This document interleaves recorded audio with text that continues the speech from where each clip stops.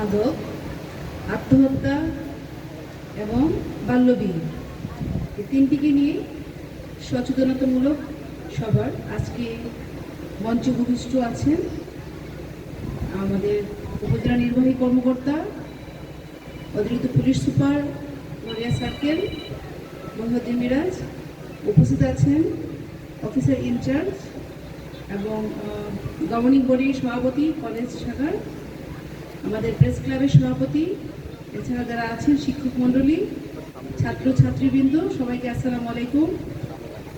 আমি এতক্ষণ খুব মন্ত্রমুগ্ধের মতো শুনছিলাম সবার বক্তব্য, বিশেষত স্কুল শাখা এবং কলেজ শাখার যে ছাত্রছাত্রী তারা যে সুন্দর বক্তব্য উপস্থাপন করেছে, আসলে এরপরে কিছু বলার থাকে না।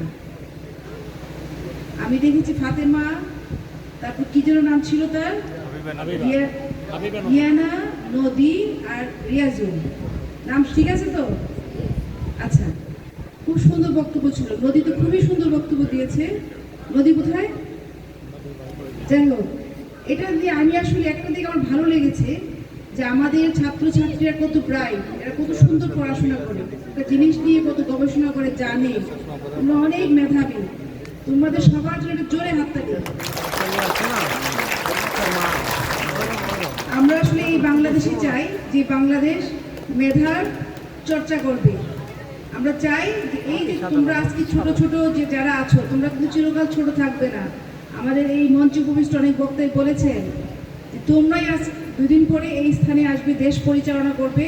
তো সেটার জন্য যে প্রস্তুতি আমার কাছে খুব ভালো লেগেছে, সেই প্রস্তুতি তোমরা নিচ্ছ এবং তার ধন্যবাদ তোমাদের অভিভাবকরা যেমন পাবে তেমন শিক্ষক মণ্ডলীরও প্রাপ্য।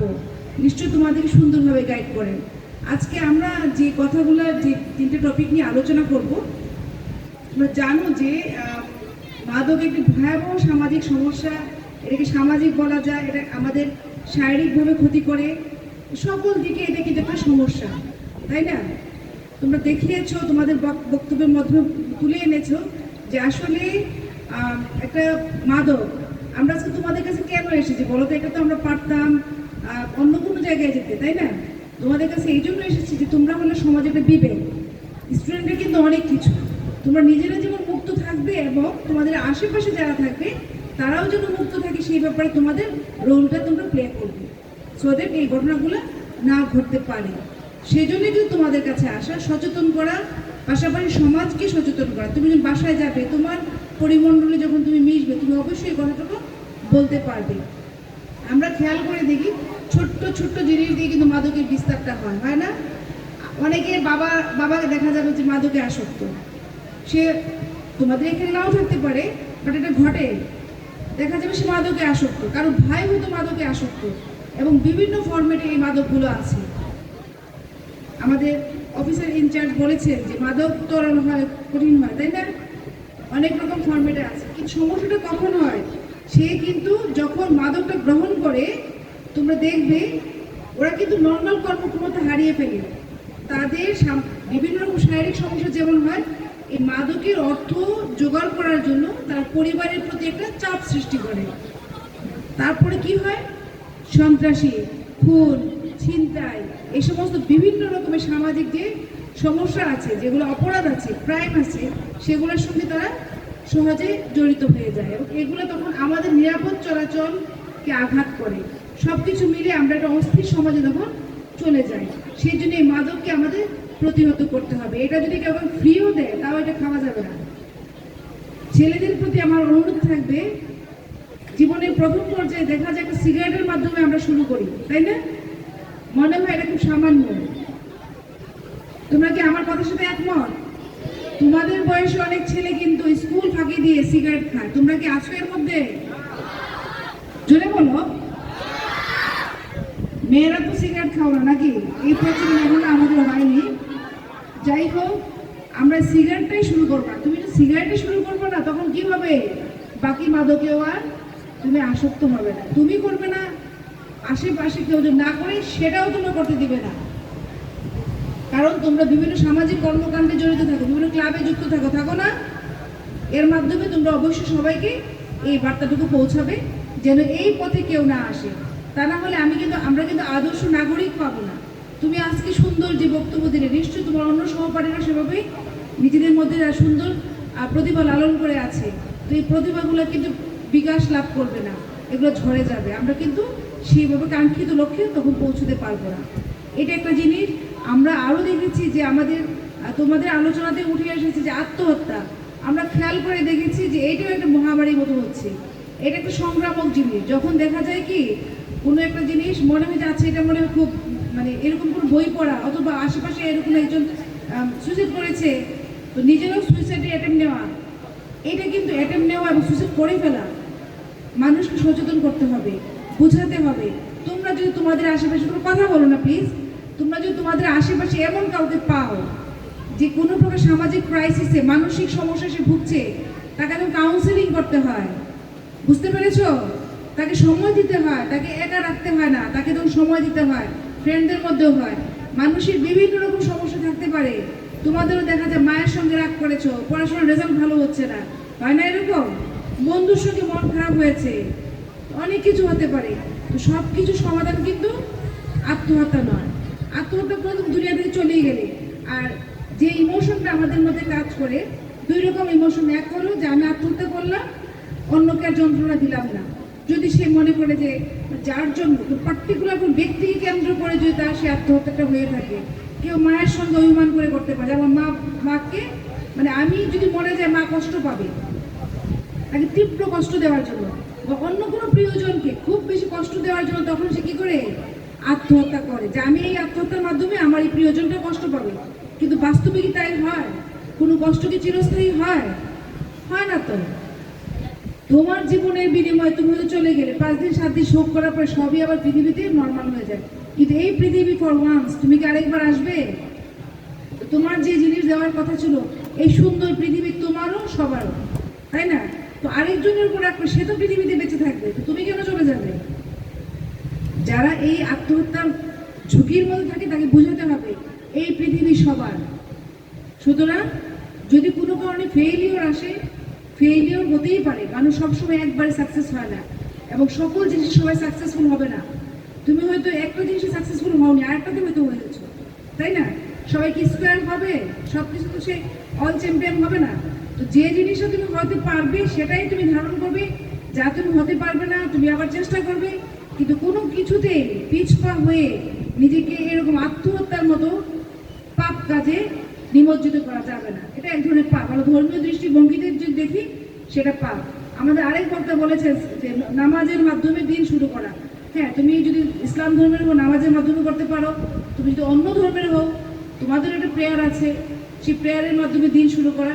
যদি প্রেয়ারের মাধ্যমে দিনটা শুরু করো, তাহলে তুমি একটা সুন্দর রুটিনের মধ্যে থাকবে।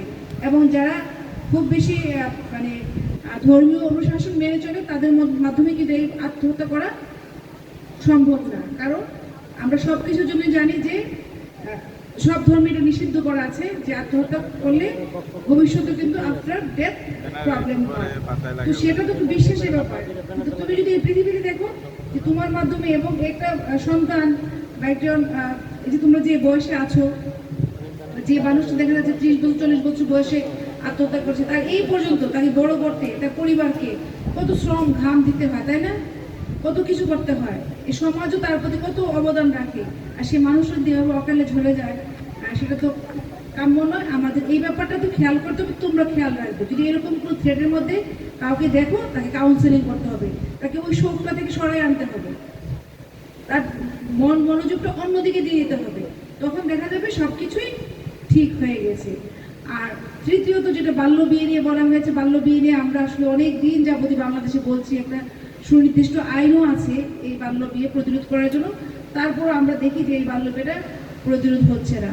অনেক সময় এমনও ঘটনা ঘটে যে তোমরা মেয়েরা ইচ্ছা করে তোমরা নিজেরাই বাল্য বিয়ে করে ফেলো। একটা তো আছে অভিভাবকরা করে, আবার অনেক সময় দেখা যাচ্ছে ছেলে মেয়েরা নিজেরাও চলে যাচ্ছে। তো এই জিনিসগুলো তোমরা সহপাঠীদেরকে বলবে। কারণ কি, প্রত্যেকটা জিনিসের উপযুক্ত সময় আছে, সে উপযুক্ত সময়ে উপযুক্ত কাজটা যদি না হয়, তাহলে এর যে প্রভাব পড়ে, এটা যখন আইন করা হয়েছে নিশ্চয়ই এমনি এমনি করা হয়নি, তাই না? আমাদের আজ থেকে 100-200 বছর আগে যে ঘটনাগুলো ঘটতো, সেটা তো 100-200 বছর আগে সামাজিক প্রেক্ষাপট, তাই না? কিন্তু এখনকার যে সামাজিক প্রেক্ষাপট ওই সময়ের সঙ্গে মিলালে হবে না। এখন আমাদেরকে অনেক কিছু চিন্তা ভাবনা করতে হয়, আমাদেরকে দেখতে হয়, এবং মেয়েদেরকে আত্মনির্ভরশীল হওয়ার জন্য আমরা বলি অ্যাটলিস্ট সে যেন এসএসসি পাস করে, তাহলে সে নিজে জিনিসগুলো বুঝতে শিখে, তার কিন্তু শারীরিক এবং মানসিক যে সক্ষমতা সেটা তৈরি হয়, কিন্তু ছোট বয়সে সেটা আর হয় না। তো এই জিনিসগুলো শুধু মেয়েদের প্রতি আমি বলছি না, আমি ছেলেদেরও বলছি, প্রত্যেকের আমাদেরকে খেয়াল রাখতে হবে। এই অঞ্চলে বিশেষত তোমাদের বিদেশ যাওয়ার একটা প্রবণতা থাকে ছেলেদের, তাই না? আমি জানি না তোমাদের মধ্যে ছেলে এবং মেয়ে তোমাদের মধ্যে কতটুকু আছে, সেটাও যদি থাকে একটা নির্দিষ্ট সময় পর্যন্ত পড়াশোনাটা তোমরা কমপ্লিট করবে। পড়াশোনা কমপ্লিট না করে যদি তোমরা ওই সমস্ত দেশে পাড়ি দাও, তাহলে হবে কি তুমি নিজেও কিন্তু অনেক কিছু সিদ্ধান্ত সুন্দরভাবে নিতে পারবে না বা প্রতারণার শিকার হবে। তো এই জিনিসগুলো বলার জন্য আজকে আমাদের তোমাদের কাছে আসা, যেন তোমরা নিজে সচেতন থাকো। তোমরা অলরেডি অনেক সচেতন, কিন্তু দায়িত্ব বলে যে কথাটুকু আছে, তোমাদের দায়িত্বটা পালন করতে হবে। সামাজিক যে দায়িত্বটা সেটা তোমাদের পালন করতে হবে। তো আজকে আমরা কথা তো তোমরা দিয়েছো নাকি?